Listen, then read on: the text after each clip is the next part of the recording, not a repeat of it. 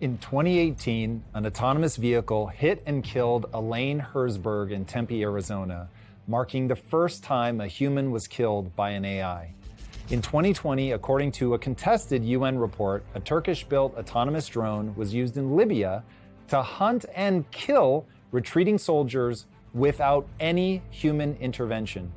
In 2021, researchers discovered AI bots were generating 1/5 of all social media comments at a time where depression and suicide attempts were spiking. Further research showed that AI companions can easily be prodded into generating harmful responses around self-harm, violence, and sex, and teens reported developing an emotional dependence on those very same chatbots that make it distressing to walk away. In 1984, the movie Terminator predicted that AI would attempt to enslave or eliminate the human race.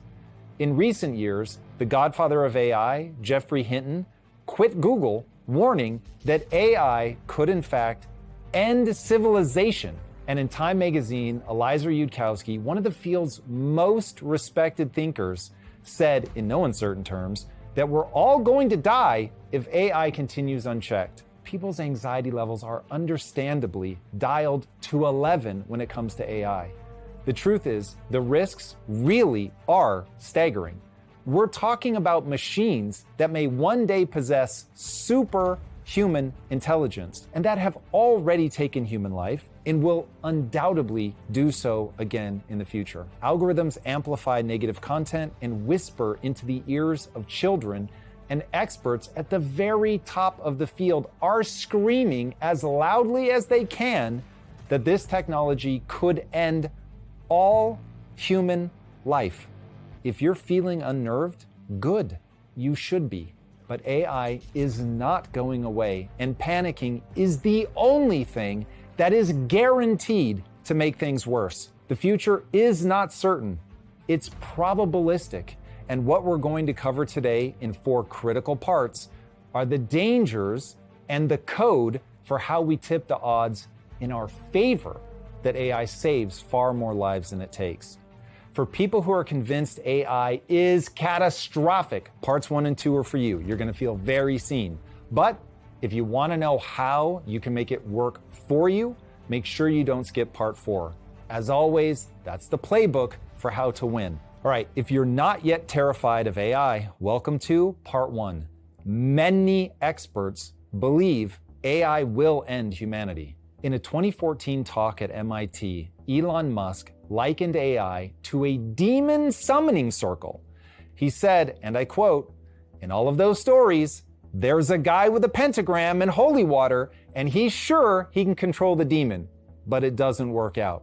And that's why in 2023, Elon, along with over 1,000 AI experts, signed an open letter calling for an immediate pause in advanced AI development. And that's why Stuart Russell, one of the world's leading AI researchers, has warned without proper controls, we are creating entities that could decide human survival is not in their best interest. That's also why former Google executive Mo Gadot said flatly that AI has already developed a form of consciousness and that humanity is playing with fire. Even Henry Kissinger, yes, the same Henry Kissinger who spent decades at the heart of US foreign policy, wrote in The Atlantic that AI could bring an end to the very concept of human dominance. And here's the bad news.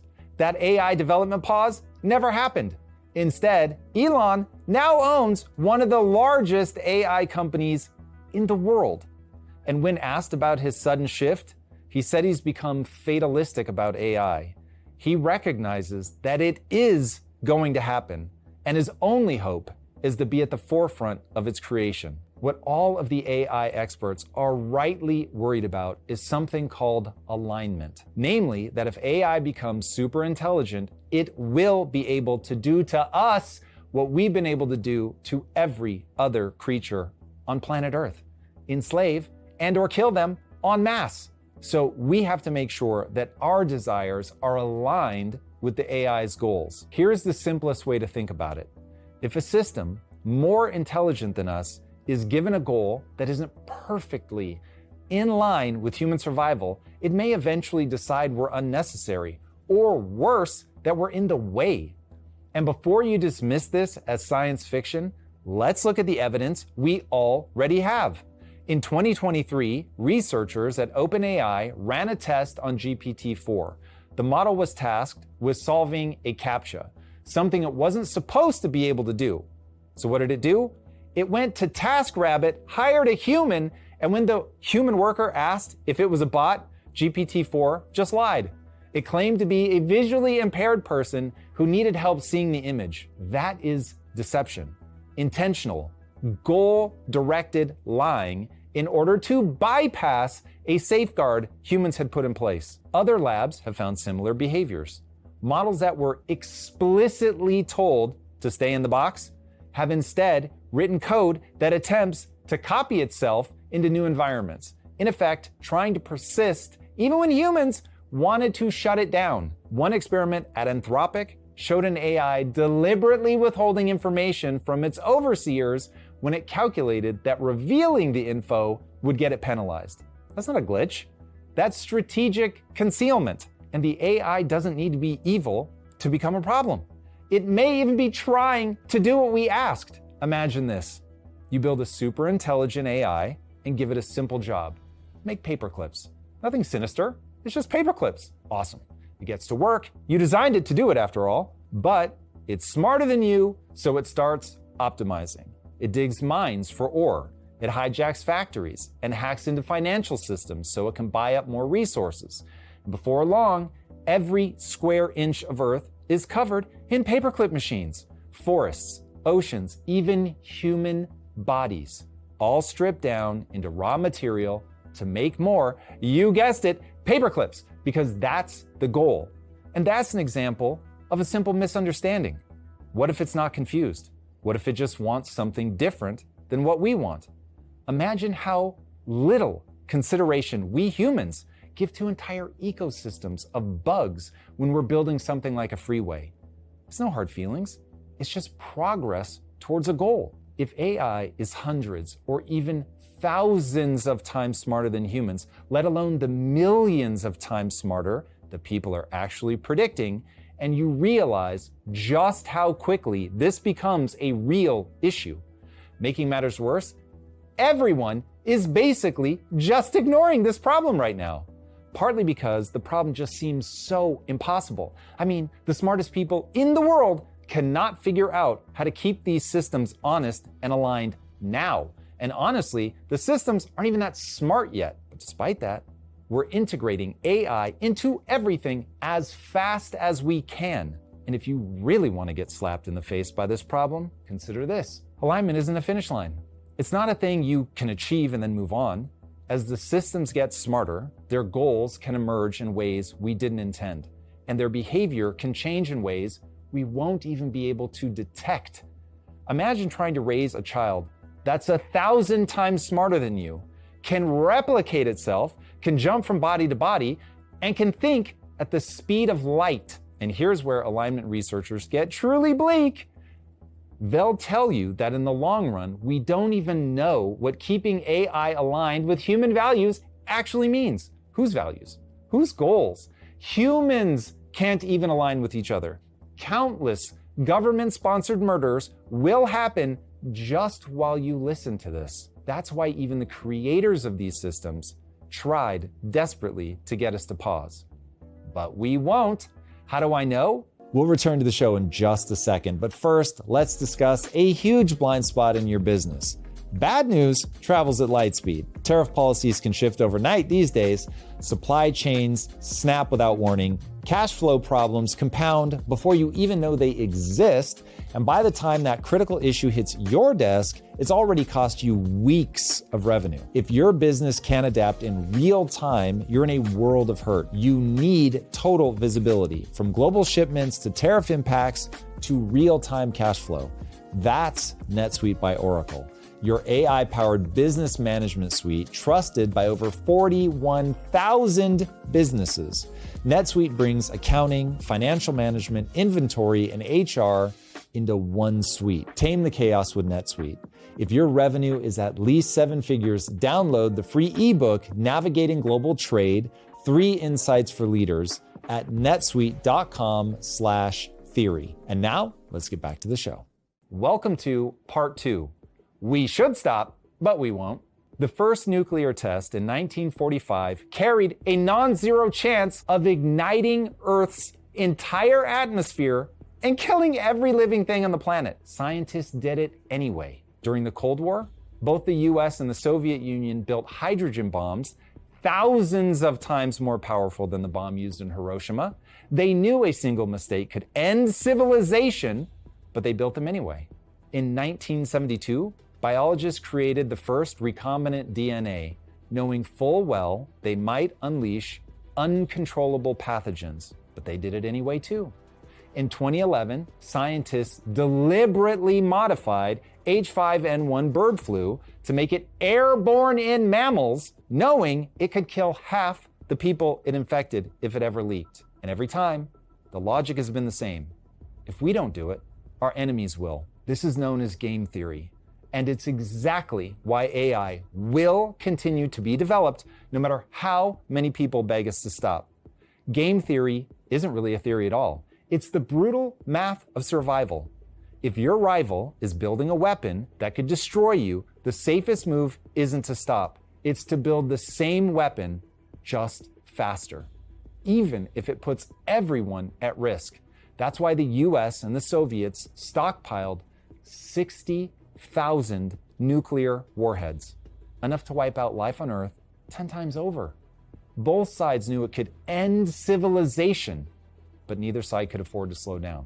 Game theory is the iron law of human nature that says that if a technology promises an advantage, it will be built, no matter how deadly, no matter even if it's suicidal in the long run. It's known as the prisoner's dilemma, and it's the exact position that the US and China are in right now with AI. And it's exactly why, no matter what, AI is going to continue full steam ahead. The prisoner's dilemma goes like this. 2 suspects are locked in separate rooms. If both stay silent, they each get a light sentence. If one betrays the other while the second stays silent, the betrayer goes free and the loyal one rots in prison. If they both betray, they both lose. The rational choice isn't silence. It's betrayal every time, because neither can trust the other to hold the line. The consequences are too great. That's the United States and China with AI. Imagine if superintelligence is possible. If America pauses, but China doesn't, China wins. If China pauses, but America doesn't, America wins. But if they both keep building, the world hurtles towards a future where humans may be completely irrelevant or worse. No one wants that outcome, but no one can afford to be the sucker who stands still while the other side races ahead. And the danger isn't only that AI could wipe us out. Assume we solve for that, or that AI never achieves superhuman intelligence. We still have to worry about AI stripping us of our meaning and purpose, 2 of the things that make life worth living. Humans are meaning-making machines. Everything we do is driven by an internal narrative of what we're doing means. There's a phenomenal Shakespeare quote that sums this up. For there is nothing either good or bad, but thinking makes it so. It doesn't matter what happens. What matters is the story we tell ourselves about what happens. And what story are we going to tell ourselves when AI is better than us at everything? What story will we tell when all of our art looks like children's art in comparison? What story will we tell when we discover that our latest invention was created by AI already? What will happen to our collective spirit when nothing we do, make, or build is in any way necessary? What are we at that point other than pets of the machine? Ted Kaczynski, the Unabomber, spent decades trying to kill his way out of that future. His fear was that technology would rob humans of what he called in his manifesto, the power process, where humans require goals that demand meaningful effort but are attainable to achieve psychological fulfillment, and advanced technology disrupts that by making life too easy, removing autonomy, or creating artificial surrogate activities that fail to satisfy innate needs. This disruption, he argued, leads to widespread boredom, depression, low self-esteem, frustration, and other forms of despair in industrial society, prompting his bombing campaign from 1978 to 1995 as a violent attempt to incite revolution against the technological system he could see us building. Now, it feels super weird to cite a lunatic as like, see, he saw what was coming. But for real, as evil as the Unabomber's actions were, he really did understand the problem clearly. If humans don't have to struggle and aren't needed, history says something else is going to happen. Humans will turn on each other. Because every time technology has ripped open questions of identity, of who we are, blood has followed. And that brings me to what may be the biggest problem in our problem set. Humans are in the process of giving birth to a new species. We are playing God. And we don't have to create a God to trigger a massive human immune response. My most controversial belief isn't about immigration or debt policy. My most controversial belief is about cheating death and embracing the augmentation of the human body with technology. I wrote a comic book about this 5 years ago, and I still think it paints an accurate picture. Some humans will embrace transhumanism and others will not. And those two groups will fight and blood will be shed. If you're tempted to think I'm exaggerating, let me tell you about the 30 Years' War. The 30 Years' War was one of the bloodiest conflicts in European history, and it was sparked by the printing press. When Gutenberg's invention spread across Europe, it didn't just democratize knowledge, it locked religious differences onto the page. Suddenly, small theological disputes that might once have stayed local, questions about the Eucharist, papal authority, the exact path to salvation, were copied, printed, and spread across nations in black and white. And once those differences were concrete, they became non-negotiable. And from 1618 to 1648, Catholics and Protestants butchered each other in the heart of Europe. Entire cities were reduced to ash, crops burned in the fields, starvation and plague swept the continent. Armies looted, raped, and slaughtered their way across Germany, Bohemia, France, and beyond. The numbers are truly staggering. In some regions of the German states, as much as 20% of the entire population was wiped out. Millions of lives lost, not to conquest, not to empire, but to arguments over which interpretation of Scripture was correct. That's what the printing press did. It gave people the power to see their differences in ink, and then it gave them the will to kill each other over them. Entire nations bled themselves dry over tiny theological differences that suddenly became visible thanks to the printing press. A single new technology, the ability to mass produce text, ripped Europe apart. And that pattern hasn't gone away. In Nigeria today, Christians and Muslims are still killing each other in bloody clashes, not over land, over belief. Now, zoom out and imagine what happens when AI forces the ultimate question of belief. Should humans merge with machines, or should we reject them? The answer to that is going to get bloody. If we slaughtered each other over Scripture, imagine what we'll do when we're fighting over the definition of humanity itself. Now, if you're in the worried about AI camp, hopefully you know you are not alone. You're right to be worried. However, if any of us stop there, it's like standing in the middle of a busy freeway. You're going to get hit from both sides. You'll get hit by the downside of AI that is real, but you're also going to miss the opportunities on the upside as well. So welcome to part 3, how to avoid a guaranteed path to failure. A Reuters Ipsos poll found that 72% of Americans fear AI will permanently replace jobs. And they're right. When the printing press was invented, Europe descended into chaos and war. When electricity arrived, it wiped out entire industries. The internet destroyed millions of jobs, from travel agents to local newspapers, and AI is already proving that it's going to do the same. However, the printing press also gave us mass literacy, the scientific method, and the Enlightenment, essentially all of modern life. Electricity created modern medicine, communications, and the entire Second Industrial Revolution. Didn't die from a hangnail? You can thank electricity. The internet also created entirely new industries and more than 20 million jobs worldwide. And in medicine alone, AI systems have already slashed drug discovery timelines from 6 years to just 18 months. In 2020, Google's DeepMind cracked the protein folding problem, something scientists had struggled with for 50 years, a breakthrough that could accelerate cures for diseases ranging from cancer to Alzheimer's. AI has detected breast cancer up to 5 years earlier than human doctors. AI-managed intersections have cut accidents by as much as 30%, and AI-powered fraud detection is stopping billions of dollars in theft annually. Every breakthrough brings disruption, sure, but it also extends human capabilities, human lifespan, and inevitably gives birth to thrilling new things we never could have previously imagined. In fact, right now in the West, inequality has reached freakish, unsustainable levels, like violent revolution type levels. And the thing almost nobody can see through the fog of AI fear is that as we speak, it's AI that is actually reducing that inequality.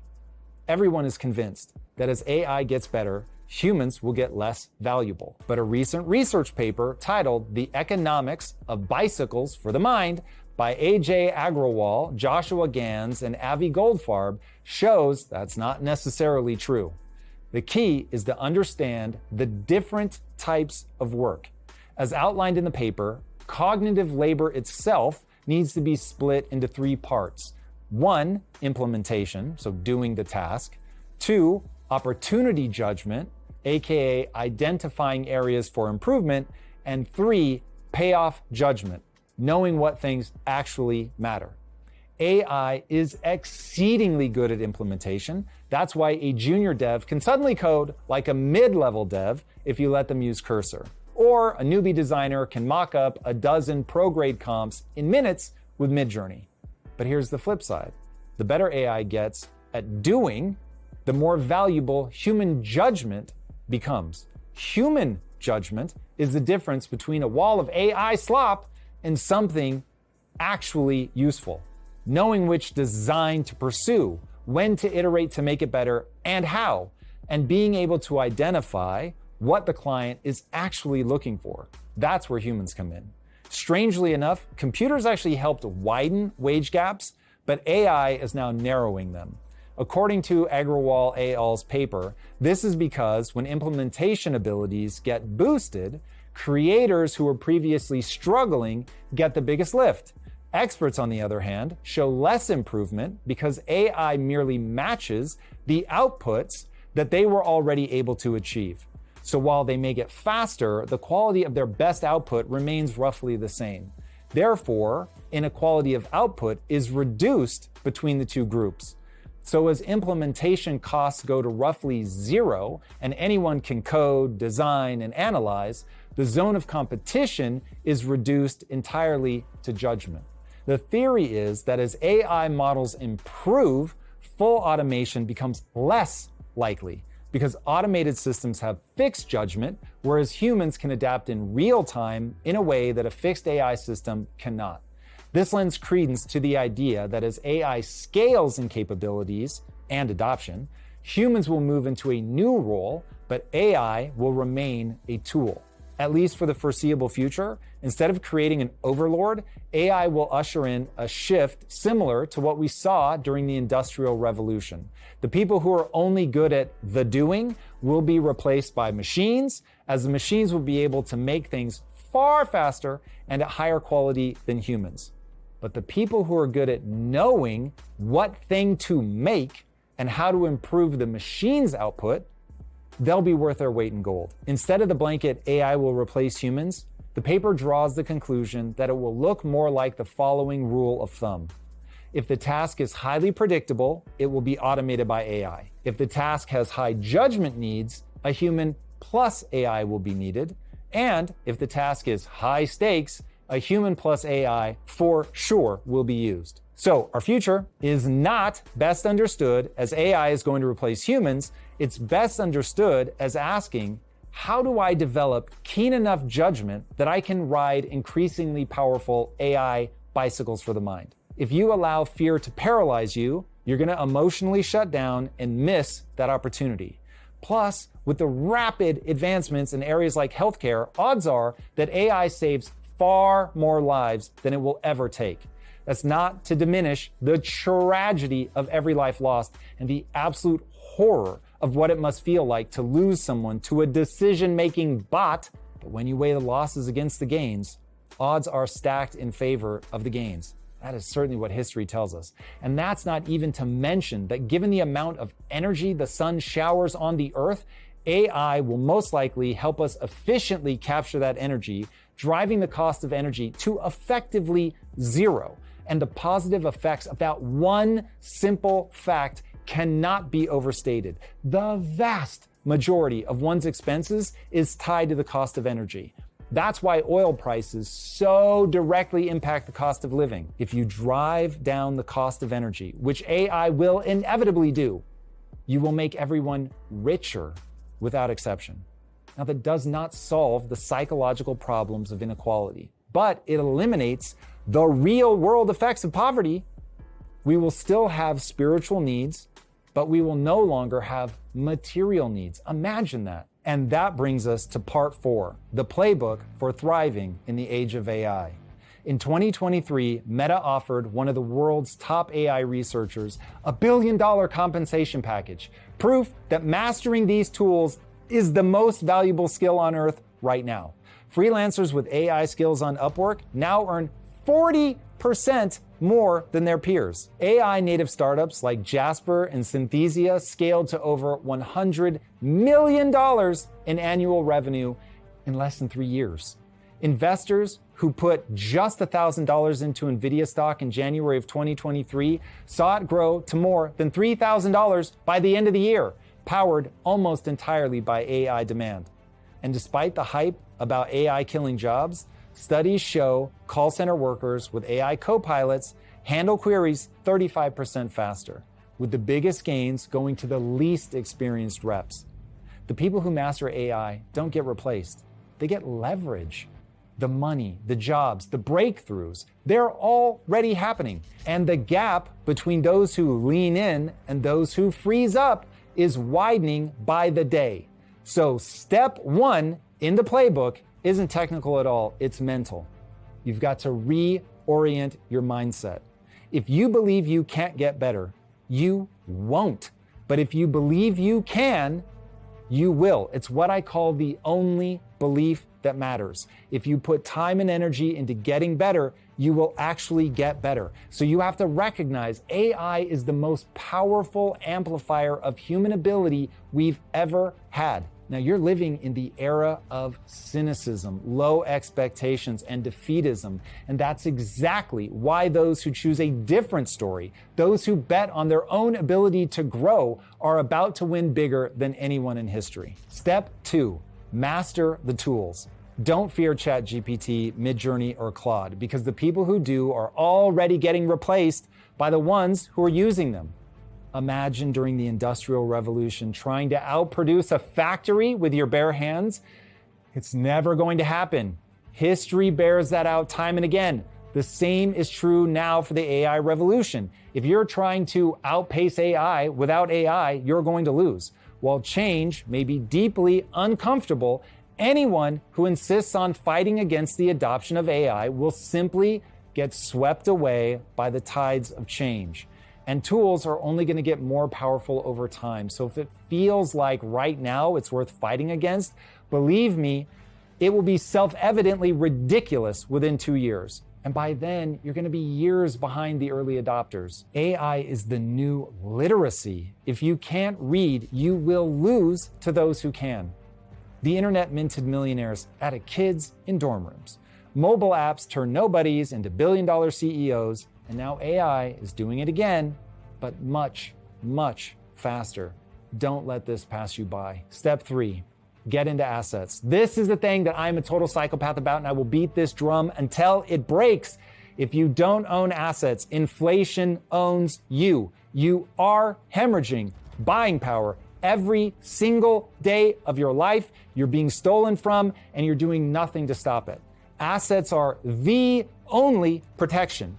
The reason the rich get richer and the poor get poorer is 100% about asset ownership, despite the fact that over the last 200 years, US stocks, an asset class, returned on average 6.5% above inflation every year.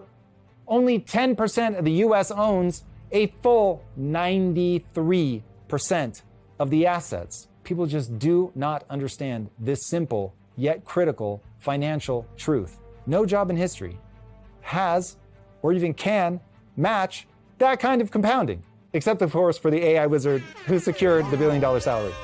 But you get what I'm saying. Now layer on top of that the fact that you can buy assets in AI, and you realize how you can take advantage of the AI boom without needing to be an entrepreneur. Take NVIDIA, for instance. As we talked about before, that stock tripled in a ridiculously short period of time, and it was available to anybody investing in the stock market. And it's not just stocks. The World Bank estimates AI could add $7 trillion to global GDP by 2030. That's in 5 years. You must find a way to participate in this.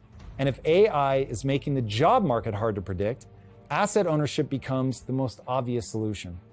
Odds are, if you're not exposed to a broad basket of AI-linked assets, you're going to miss out on the single biggest wealth creation event since the internet. Here is the brutal truth. The people who fail to get into assets will end up stuck in a doom loop of government assistance and UBI. The people who own assets, on the other hand, are likely to ride the wave of compounding wealth. Now, you can't be in a rush or assume that you can see the future clearly, but you need to be invested in assets. Start small if you have to, buy fractional shares, dollar cost average into index funds. Be cautious, be smart, don't try to time the market, but for the love of God, get skin in the game. Waiting on the sidelines while inflation eats your buying power is financial suicide. Step 4, build machine-proof skills. AI is a monster at patterns. It writes code, it drafts legal docs, it spots tumors on scans. But here's what it can't do. Be human. Therapists, teachers, and nurses are all among the fastest growing job categories in the US. Not because they're immune to AI, but because trust and empathy don't yet scale with silicon. Physical dexterity is also another moat. Robots can weld on an assembly line, but they're nowhere close to what a plumber can do as to crawl under a sink or a contractor solving a messy renovation in real time. That's why the Bureau of Labor Statistics projects skilled trades like electricians and mechanics will keep growing even as automation surges. And then there's judgment, which we covered in detail in part 3. When call centers rolled out AI copilots, performance may have jumped by 35%, but only when humans were still making the final calls.